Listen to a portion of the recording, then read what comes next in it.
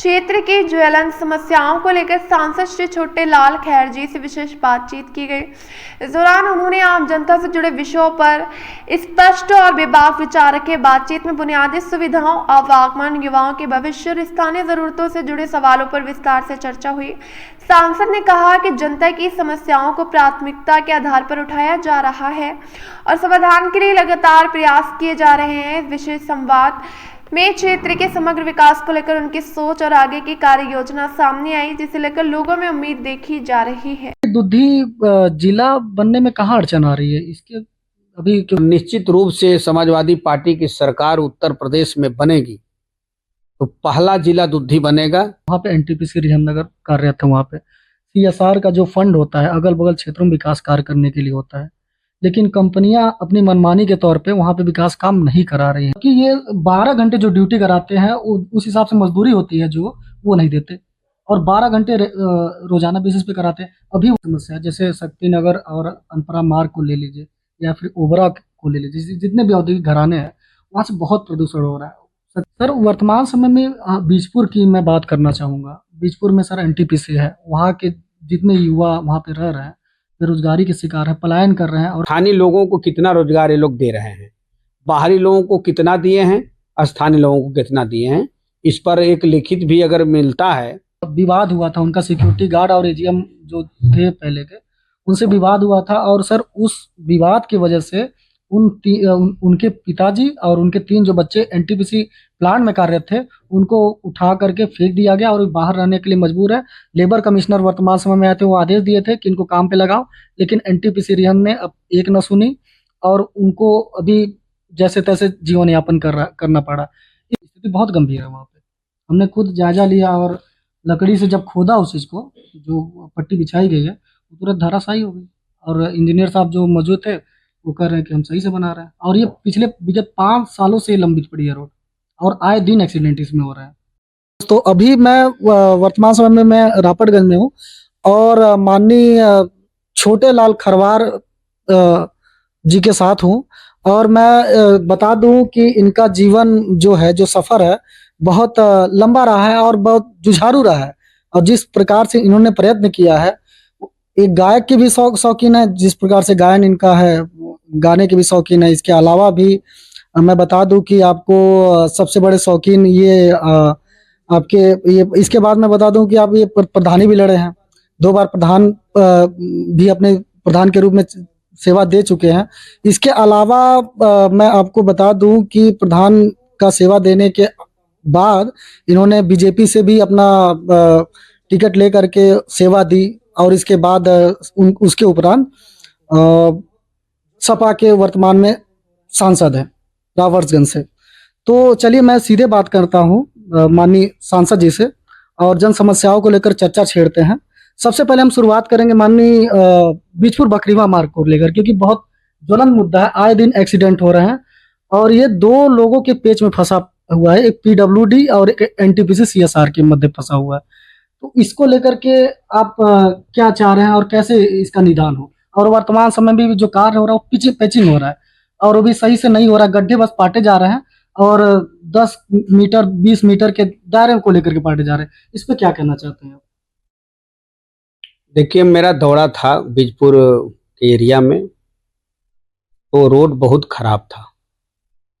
मैंने जिलाधिकारी से वार्ता किया कि वो रोड को बहुत तत्काल बनना चाहिए, तो उन्होंने कहा कि ठीक है, वहाँ पर हम 3-4 करोड़ रुपया दे देते हैं रिपेयरिंग के लिए, वो हो जाएगा।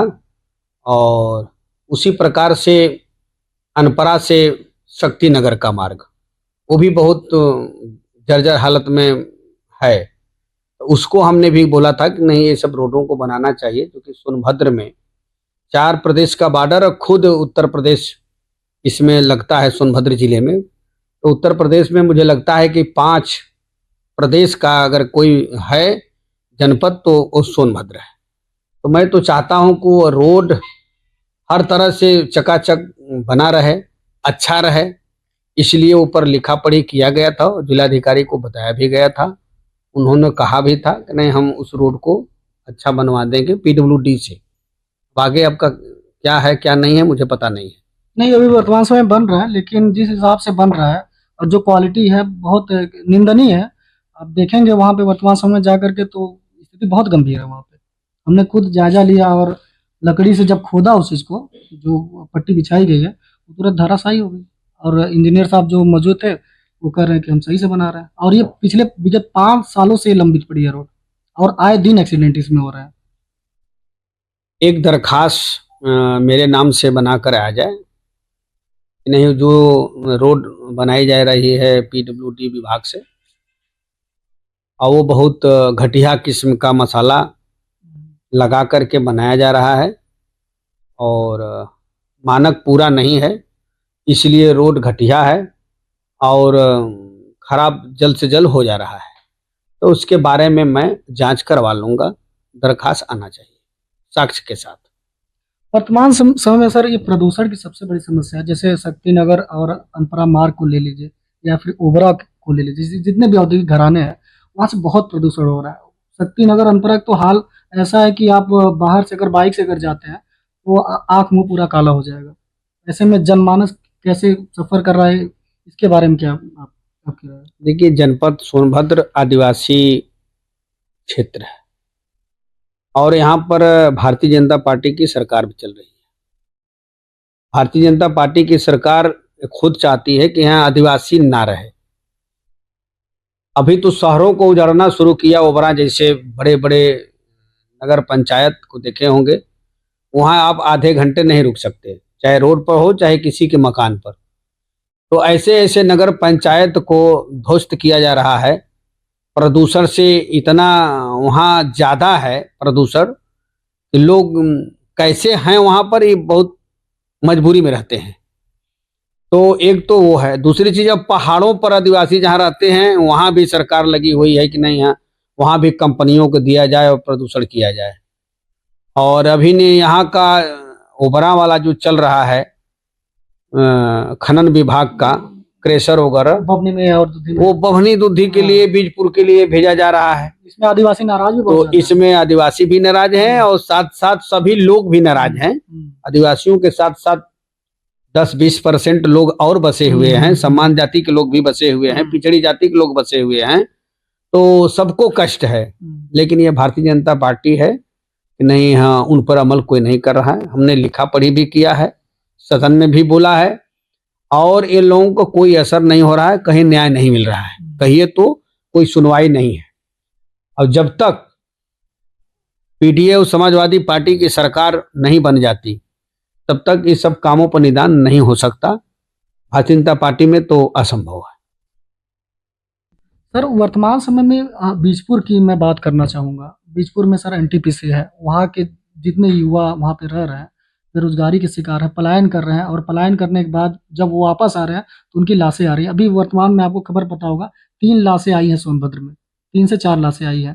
तो ऐसे में यहाँ पे औद्योगिक घराना पूरा, जाए आप शक्ति नगर में जाए, अनपरा में जाए, इसके बाद ओबरा या डाला, हर जगह औद्योगिक चीज है। तो इसके बाद भी लोगों का पलायन भारी भरकम क्यों हो रहा है, और कंपनियां क्यों नहीं इन लोगों को रोजगार दे रही है? इसके संबंध में आप क्या कहना चाहेंगे? देखिए, जब 2014 में भारतीय जनता पार्टी की सरकार बनी थी तो नरेंद्र भाई मोदी जी और अमित शाह जी ने बोला था कि साल में 2 करोड़ नौकरी देंगे। लेकिन वो नौकरी न देने के बजाय, रोजगार न देने के बजाय, बल्कि हमारे जनपद सोनभद्र के आदिवासी हों, दलित हों, पिछड़े हों, सभी जाति के गरीब दूसरे राज्यों में जाकर के काम कर रहे हैं। वहाँ कई प्रकार का घटना भी होता है, लाश कई आ चुकी है, भी आपने बताया भी है और सच्चाई भी है। तो यह सुनने को तैयार नहीं है, क्योंकि एनटीपीसी हो चाहे एनसीएल हो, किसी भी प्रकार का